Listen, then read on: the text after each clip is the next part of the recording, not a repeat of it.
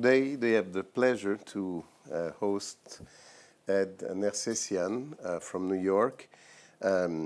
What distinguishes your activities, and based on the discussion we have had already several times, is this openness to connect neuroscience with psychoanalysis and also with cultural elements. And actually you developed this in the context of the Philoctetes Foundation and now more recently with another group. The Helix. The Helix group, exactly. So how do you see the connection, in simple words, and then maybe we can elaborate from there, between psychoanalysis, culture, and neuroscience? Because this is also at the core of the interests of the Agalma Foundation. I became interested in understanding a little bit better the brain some 25 or so years ago, of reading the book that was written by Karl Popper and Eccles. And from then on, a number of things transpired, including a series of meetings with Jimmy Schwartz, who wrote the textbook of neuroscience with Eric Kandel, and then the neuropsychoanalysis movement, where I was the co-founder of the journal Neuropsychoanalysis with Mark Soames. So that interest was there and was developing when I had the opportunity of having somebody who was who was a writer, Francis Levy, and was willing to fund a program that dealt with imagination. In order to do that, we decided to have a number of meetings with people in the various fields, religion, philosophy, culture, and from that emerged the notion of the Philoctetes meetings and the roundtables, which I did until Philoctetes closed, and then we started Helix, which is more or less on the same principles. And I found these extremely useful and helpful to me. Being a classical psychoanalyst trained in the classical psychoanalytic ways of education, the Ettingen model, I taught outside of psychoanalysis, but very little. And I realized how little I thought about it when I became involved with Philoctetes, because then I sat at meetings week after week with people from very different fields, and it was extremely enriching. And that then gave me reason to start thinking more deeply about psychoanalysis, where it is today, and its relationship with the other fields, in particular neuroscience. What would you think, you, François, as a European psychoanalyst? The question is the function of the relationship between, to put in relation psychoanalysis and culture and science for psychoanalysis. What is for you the aim of this new relation for psychoanalytic theory and also for psychoanalytic practice? My recent ideas and positions may seem almost a little too heretic. The reason for this is because I was asked to present a paper on conflict theory, which was the predominant psychoanalytic model in the United States. And could you explain very briefly the conflict model? Yes. The conflict model, which starts already with Freud, but was very much elaborated by Hartman, the so-called ego psychology, where everything was seen as a conflict between ego, id, and superego, and then was very developed by a group of American psychoanalysts, in particular Charles Brenner, who gradually pushed that to a point where, to him, everything was all activities of the mind were a compromise formation. So in the process, he dropped superego, he replaced the id with what he called wishes, and that dominated US psychoanalysis all through my training until I had to do this conference. So you talk about the 70s, 80s, that was... 70s, 80s, 90s. Brenner, I think, died in early 2000s. And was a very, very powerful, influential, scientifically, member of the American Psychoanalytic Association. In doing that work and that paper, I began to question a number of things, which are why I consider it a little heretic. One, I questioned the notion of signal anxiety, which is the primary idea in instincts and their vicissitudes. I questioned the idea of aggression as is presented often, namely in Freud, as a drive. And then I questioned the notion, which is the most significant one probably, of the unconscious, the dynamic unconscious, and started thinking about how else one could look at this, because we had a series of meetings with neuroscientists that you know, Donald Pfaff and Cristina Alberini and a couple of other psychoanalytic colleagues. And as they wanted me one time to present something on the unconscious, and I've been very interested in dreams all my life. I've taught the courses at the New York Psychoanalytic on dreams. So I presented the dream of a patient. In the process, I realized that there was a confusion about levels of unconsciousness. And that made me think that if there is such a confusion, then we need to look at it more carefully to see if we can conceptualize these things differently, taking into account what we have learned today in the studies of the brain. And so I came up with thinking that what we need to do is not so much try to repeatedly say Freud was right in this or right in that, and find neuroscientific data to buttress that, but the other way around. Yes, I think too that for us our position is not to prove the psychoanalysis through the neuroscience exploration, but really to introduce the questions of psychoanalysis in the framework of neuroscience. And I'm very appreciative of that, and I agree with it, and I have read your books, obviously, recently Les Énigmes du Plaisir, and I find them very enlightening for me. The idea really, if we just go back in this way of looking at things the other way, which is exactly what you just mentioned and what we fully share. I mean, notions such as the drive, it's a extremely physiological, if I can say, and obviously one can should direct some of neurosciences studies in understanding, inspire neuroscience to look at the notion of drive, the notion obviously of an unconscious which obeys to a different logic that what would be the cognitive unconscious, the somatic states, and how they influence, they come into play for the drive, which is in a way, we like to say, a form of unconscious decision, in a way. We often compare decision and drive, but maybe we can keep this for later discussion. So I think, just to go back to my initial question, what do you think there is in this interaction between neuroscience and psychoanalysis? I think we pointed now something that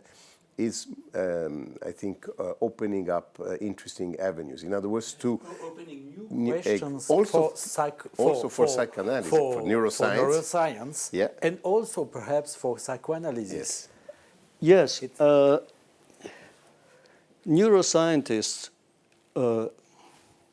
you and a few others excluded, don't really want questions from psychoanalysis. I know, but, I know that. But I think they would significantly benefit from it. The tremendous amount of data exists in our understanding of how people work and function and their minds, and that would be a way to offer neuroscientists questions that they could work on. Psychoanalysts, I think, on the other hand, are somewhat anxious about it because neuroscience is so fragmented. And it's not like you can say, okay, I'm going to read this and I'll understand everything. But there are areas in psychoanalysis where it's easier. So if you are interested in memory, for instance, that's easier if you just focus on that. If you are interested in drives, it's easier to focus on that using neuroscientific. The last question, or the last way this entered my head was, I said to myself, Freud was born in 1856. What would he be thinking if he were born in 1956? And I think that's, he would now be, when he wrote his papers in 1912, 1913, he would now be in his 40s and have all this information.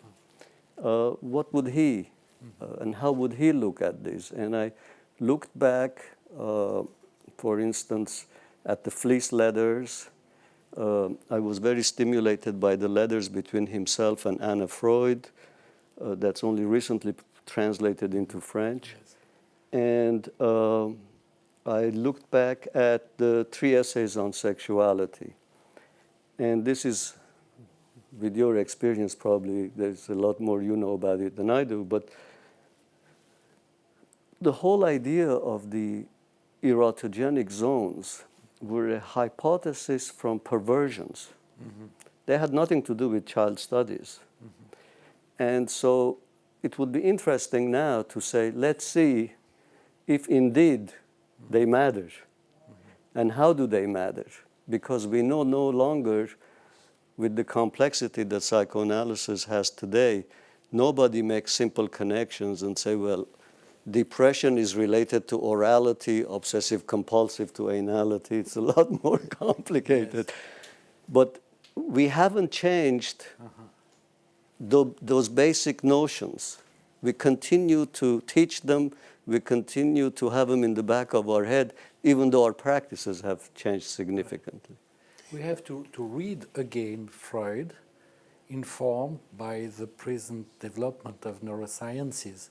And perhaps it's a rewriting, not to create a reductionist point of view, but really to introduce ourselves in the logic of Freud and rewriting Freud like if we were today Freud. Reading him critically. Yes, reading it critically. Reading and writing. It's a way, for me, reading Freud is also rewriting Freud. I am reading, looking at the sentences and to introduce ourselves in the way of thinking of Freud, informed by the contemporary neurosciences. You know, this is a little bit the exercise that in a way we did, because I always have the feeling that working together with you has revealed exactly what you just said, how many insights there is in the functioning of the mind that come from the psychoanalytical theory and could inspire neuroscience research. But I think you told me, and you correct me if I don't express it as you think, that for you working with a neuroscientist has allowed you to look at the work of Freud from a new perspective. Exactly. and asking new questions for you. In the same logic, yeah, but with logic. Other informations about science and culture also. For example, for you, what is the definition of dynamic unconscious? The repressed. Exclusively the repressed. Yes. That's how I've, I keep reading Freud. In the new introductory lectures, he talks about that unconscious as the id. He says the id is the unconscious, while at the same time he says that parts of the ego and the superego are also unconscious. Yeah, exactly. And so the parts of the ego, the superego that are unconscious, along with the id, form the repressed, but not all of the id is the repressed. Exactly. So, but that's another reason for reading Freud critically, is because he's not always clear, and he's not always clear from one paper to the other. Mm-hmm. And that's the reason why I have felt all through my career that every time I read Freud, I learn something new. Mm-hmm. Because I don't think if Freud was born in 1956, he would have 23 volumes of standard edition. Because I don't think that kind of energy exists anymore that this man had, nor the kind of courage to stick up with the ideas that he had. But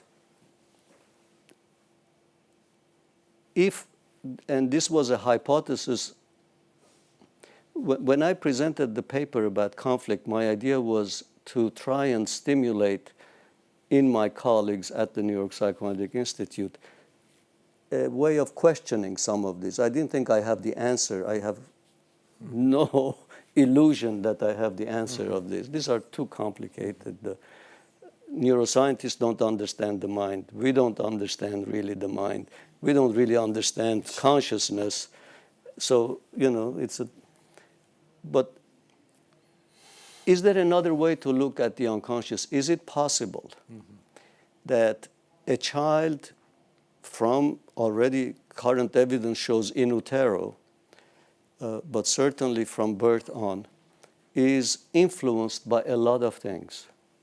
And all of these are registered and become experiences that build on each other, modify each other, influence backwards and forwards, which connects to your après-coup ideas. Mm-hmm.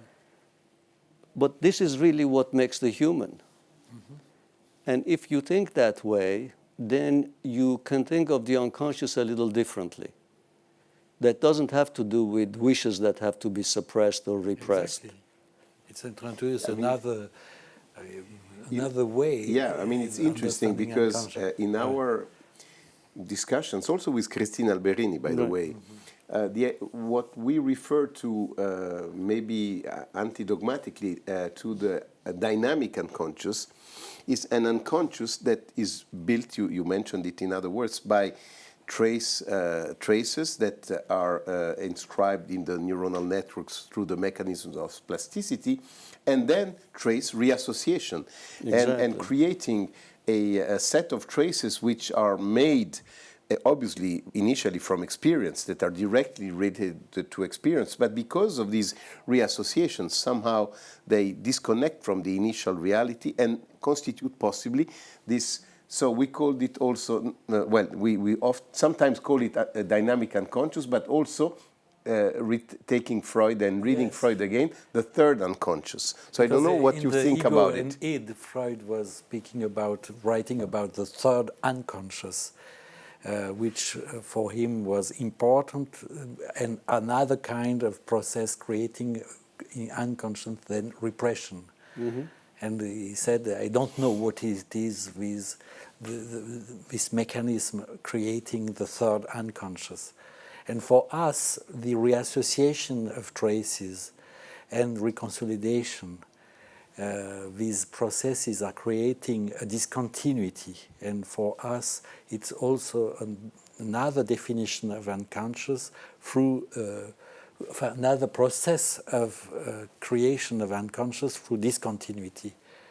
But once you think of the unconscious in those ways, which then has to do with experiences, memories, consolidation, reconsolidation, alterations with each reconsolidation, first of all, we still don't know what happens to all these memories. In other words, I was talking to Christina, well, if a memory is reconsolidated, does the old one exist also? She says yes. So you have the old one. How many old ones do you have? So it's it's one thing when we are talking about rats, another thing when we are talking about humans.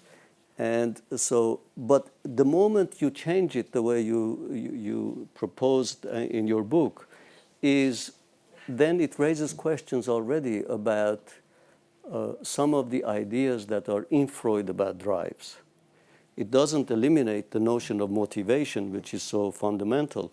but it does raise questions about things like the drives turn against you, they go out, they come back, anti-catexis, and all that becomes issues that one has to rethink and formulate in ways that make more sense. I recently had a meeting with Joe Ledoux and Christina Alberini and a psychoanalyst colleague, Margaret Gilmore, and we discussed some of these ideas, and I told them some of what I was thinking, and Joe told us what he's thinking, which is he's going even more basic. He no longer talks about emotion. What he's now focusing on is what he calls survival circuits. And he mentions 6 survival circuits or 5 survival circuits. And he says, this is where we have to start.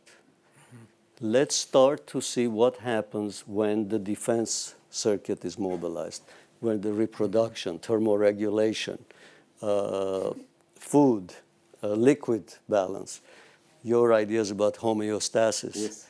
Let's start there. Let's find out how these things work, how they interrelate, and then figure out how it comes about that we have something that we call affect or feeling or emotion, because these are everyday words. When you say, I feel this, I feel great pleasure, I don't feel happiness, and so on, these are everyday words. They're not describing what's really happening. And so it was interesting because during this conversation, as I was telling him some of my ideas, he says, I think you know what you should do? Go to the beginning, which is what he is doing and what you are suggesting. Let's go to the beginning and think about it. Yes, and rebuild, process of rebuilding. But, you know, maybe here you have, it's a bit of a speculation, but it's something that, again, sometimes we discuss. What Joe Ledoux, and now you're referring to this, calls the survival circuits. You can imagine that these are quite strongly genetically determined. And so it imparts a certain framework in how a human being will evolve in the world. And then, through experience, plasticity, trace, reassociation, you actually build the next much more sophisticated layer, which is not necessarily driven by genetics, actually quite not, but more by experience. And it also adds what is unique to each one, because it's related to experience. Exactly. Of course, from where he's coming, which is the fundamental thing, he's still talking about conditioned and unconditioned responses. Yeah. So, you know, we are talking about building up levels of sophistication. Much more, yeah, exactly. Yeah. But for in this kind of discussion about read Freud again, what is your position about the first topic and the difference between the first and second topic? Because in the conflict model, ego psychology, you are more in the second topic model. But for physiology, to think about unconscious process, primary process, secondary process, this kind of dialectics, it's important to use also the first topic. And we are discussing a lot inside the first topic with Pierre, our work in the different kinds of unconscious, preconscious, unconscious, and consciousness. For you, what is your relation with the first topic today? Well, I was, as I said, trained in the structural theory that we call it in the US. The structural theory is egoid, superego. Which would be the second. Which is the second topic. Yeah, exactly. Yes, right. Ego psychology and Hartmann, Chris, Loewenstein. Yes. And, but there were a few people at the New York Psychoanalytic Institute who maintained their involvement and investment in the topographical theory, which is the first topic. And I happened to teach with one of them the dream course, which at the time at my institute was once a week for 1 year, the interpretation of dreams book, not the clinical, just the interpretation. And so I always maintained a good relationship with the topographic theory and felt that dismissing it, which some did in the ego psychology, they said that was overruled by the new theory, was a mistake. You certainly need them for dreams. So I think there is, what I said in the paper I mentioned was, when Freud wrote the ego eats superego, he created a mind that is untethered from the brain. Now we had a mind that was flying alone, didn't have anything to do with the brain. He kept it because his thinking always had the brain in it up to the end. In his papers on masochism, his paper on the analysis terminable and interminable, he doesn't give up on some of the, he never gives up on the topographic theory, but he doesn't give up on his own relationship with the brain. But ego psychology did, and I think started in a way inadvertently by Freud, essentially freed it up and let it fly on its own, the mind.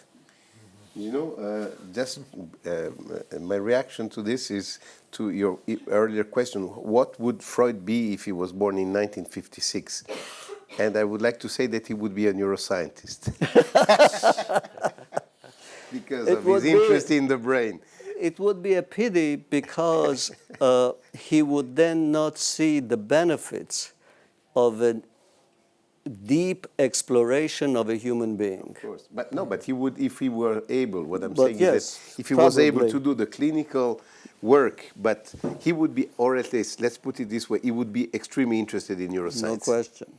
No question. And for you, the unconscious part of the ego, what is your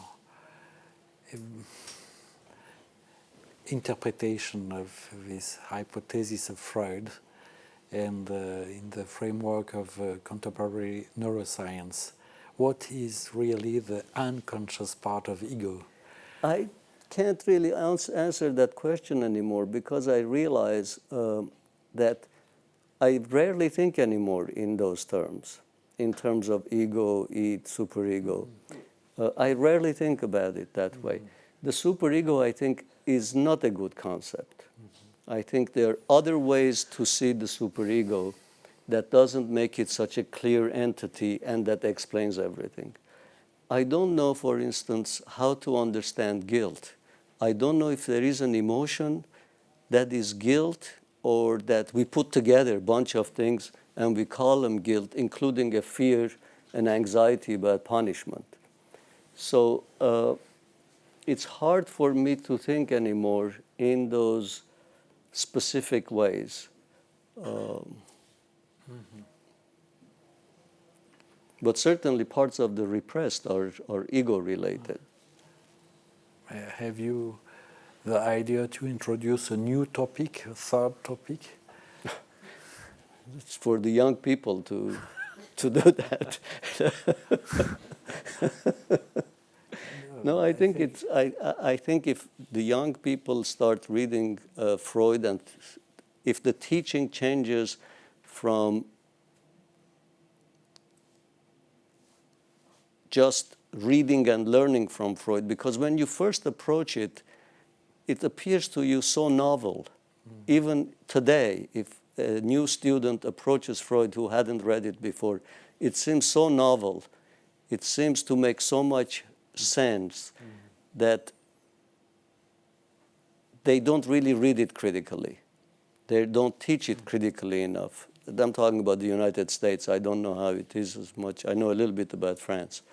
So I think the teaching has to start by being more of a critical reading and use information that we have today. In the United States, certainly at my institute, I think we have a problem that we don't allow neuroscientists to train. If you don't have a medical degree or a PhD in psychology or a social work, we don't let you become a candidate and become a member. So a neuroscientist who's interested, and there are neuroscientists interested in this, are not brought in, which I think would then enrich this critical reading. If you are sitting in a class with people from medicine, from psychology, from neuroscience, if they're reading together, it creates a different set of questions. That's how we started our collaboration, by reading together in a seminar the project. Oh. But actually, this is an important question, because psychoanalysis has been quite, at least in Europe, I don't know about the US, or quite heavily criticized of being a closed system, dogmatic, almost religious. And yet, as I mean, fully agree. I mean, I started reading. I read a little bit when I was a medical student, but not much. But then I really started reading considerably the work of Freud, and I agree with you. It's so novel, even reading it today. So, and then there is this new element, which is neuroscience, and you said, and I think you even in the writings of Freud, you can see that he says that this is preoccupation with the brain. I mean, he says it in several. So how? Because this is really, I think, a fundamental question: how to reconcile a certain dogmatism. I wouldn't say, no, it's not a good term, dogma, but how to reconcile the clinical practice, where you have to have, I mean, you learn a job in a way, like, you know, when you're a surgeon, you learn some specific acts. So how to reconcile the clinical training, which has to be relatively structured, I presume, with without remaining in this closed circle that many psychoanalysts are, many psychoanalytical schools, and introduce neuroscience. I know that maybe something that you I know that something that you are trying to do. I think we are trying to do it, but it's because that's the, if one could say a simple thing, it's the future of psychoanalysis, yes, and maybe also of neuroscience in part. It's I think there is no secret that psychoanalysis is in some degree of crisis, both in the United States and around the world. There are few places where it may not be, but from what I see from the international psychoanalytic, there is essentially a crisis. It's expressed in the form of patients and so on, not enough patients, but I think it's a intellectual theoretic. It's a theoretical crisis, and it's a good time, because yes, from the crisis, crisis is a good time. Right, from the crisis there can be a lot of self-reflection, and I think what you said is very true. That because of this charm in learning Freud, that there has been a kind of a closeness, a closed door feeling about it. And there also has always been a closed door that people outside of psychoanalysis won't really understand, which has been a problem. I don't know how one is going, how this crisis is going to resolve. Certainly an increasing openness, including in the classes and in the membership, people from other fields that have to do with the brain, could be, I don't know if it would be, but could be a step in the right direction. I know that, you know, I have now been in the practice of psychoanalysis well over 30 years, and I know what I've seen. Now, I could have been deluding myself, but I know that the deep exploration of somebody's mind with their help brings about changes that cannot even be classified or quantified from the beginning, because when somebody's whole life direction is changed, it's not something you can predict in the beginning. You can talk about symptoms, but psychoanalysis is very little about symptoms. It's about changing life's trajectory, and I think that's that needs to be kept in any modification or any opening up that happens. That was my comment about the clinical part. I mean, this is extremely important. It's a real method, a clinical we method. have perhaps to find a new articulation between theory, psychoanalytic theory, clinical practice, neuroscience, and also culture. Because in your conception, the culture is also important. Art, literature, history, anthropology, philosophy. You have Evolution. Evolution, yes. You have the idea that these different point of views are important to the recreation of psychoanalytic theory itself and to reintroduce research in psychoanalysis. And Rethinking, yeah. Rethinking. Research also. Yeah, absolutely, absolutely. Not only teaching, but research. What kind of research actually, except these explorations like you are doing, trying to go and explore new fields, what kind of research is done in psychoanalysis, in psychoanalytical circles these days? I think probably the main research which touches what we are talking about is the one done by Howard Chevron, where he is looking at fundamental things. The rest of the research has focused really more on the practice. It has been about proving that psychoanalysis helps, which I have found completely useless. Exactly, I too. But there continues Right. to be money Right. put into those researches. I personally don't see any. If it was to be proven, it was already proven. We don't need to keep proving it. And if it's not proven, then it's not proven. But I think they think it's been proven, but they keep doing the research to convince, I don't know. It's not of interest, I think. It's more interesting to find the different processes of change, to study the process of change. For Exactly. me, plasticity, for example, Exactly. consolidation, to introduce ourselves, to introduce a research about the process of change. Because the aim of psychoanalysis is the possibility to create a new way for the subject, Totally. outside the repetition, compulsive repetition. And I'll give a little example. I don't know how valid it is, but when I was thinking about aggression, and I said I was questioning the way it's usually thought about in terms of a drive, that it increases, decreases, and so on, that first there are varieties of aggression, that we put them all together, I think is a mistake. So the kind of competitiveness you feel when you are playing tennis is not the same thing as when you are in fact punching somebody in the face. These are different things. I don't feel when I'm playing tennis I want to win, but I don't want the other person to feel terrible. It would make me lose if I thought the other person would feel terrible. So but what I thought then is, what is when we use aggression in psychoanalysis, when is it that we see it? Well, to the degree that the aggression we are talking about is connected to danger and defense, that when in a situation of danger, you develop a signal which tells you there is danger, and then you have choices. You run away, you paralyze yourself, or you fight.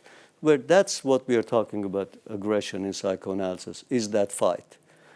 It helped me clinically when I see patients in the throes of aggression to say, what is it making them, what is it that they see as danger, and therefore makes them anxious, and therefore they become angry, rather than thinking, oh, this is an angry person, this is not this person has too much aggression, too little aggression, but just what is the danger? And that clinically is helpful. So I think the other side of this is that there is actual clinical benefit in our everyday life by understanding the neurophysiological, neurobiological, neuroscientific data better.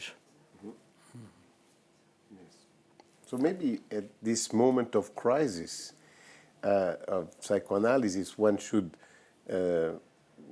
maybe I'm simplifying a little bit, preserve all the clinical know-how, clinical heritage, clinical capabilities, and then study, of course, the Freudian theory, the psychoanalytical theory, but with a much more open mind and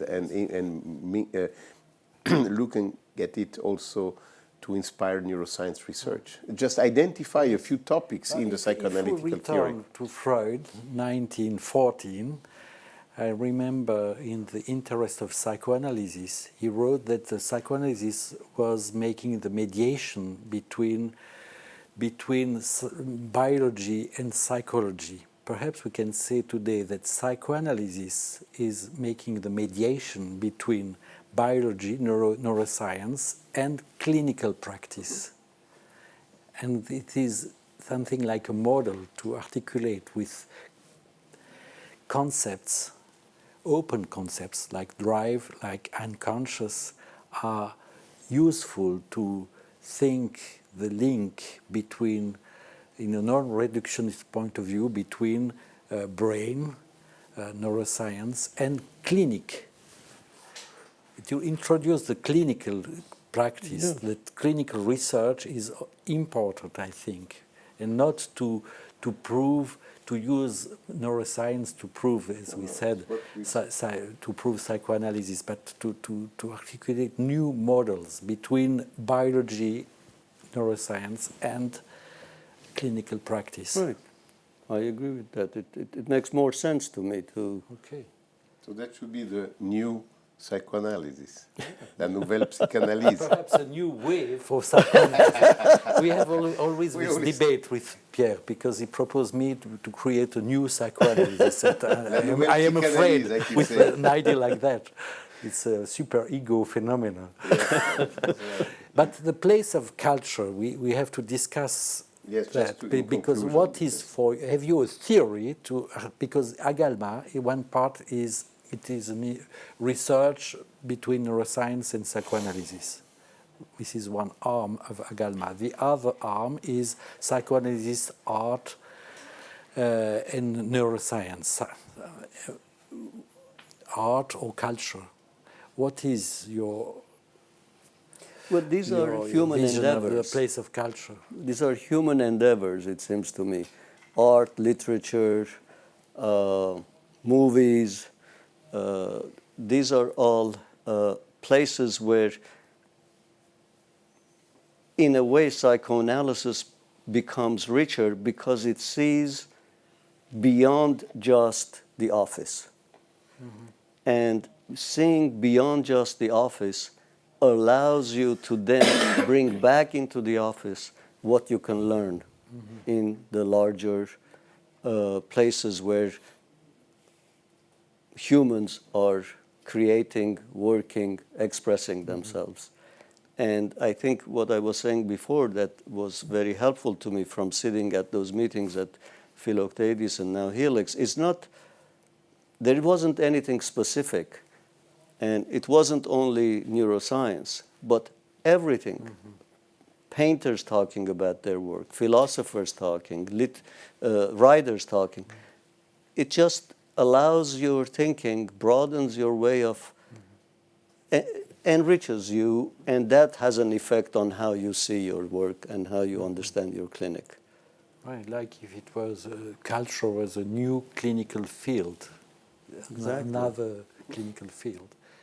And so we are still in the model with the articulation between neuroscience and clinic or culture and the mediation of psychoanalysis. The only place that I have reservation is I don't like psychoanalysis, and this is very personal to me, to make too many comments about art and these psychoanalytic interpretations of, you know, Picasso or Magritte, or I think those are, or literary things. I think those are interesting, but they're not something a psychoanalyst really should indulge in.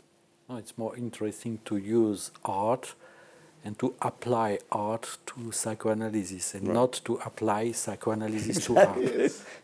Well, Exactly. I think this is the right conclusion for this discussion around the three topics that are at the core of Agalma: neuroscience, psychoanalysis, and art and culture, and that you have worked on and developed over the years in New York. Well, thank you very much. Well, thank you very much for asking me. It was very enjoyable.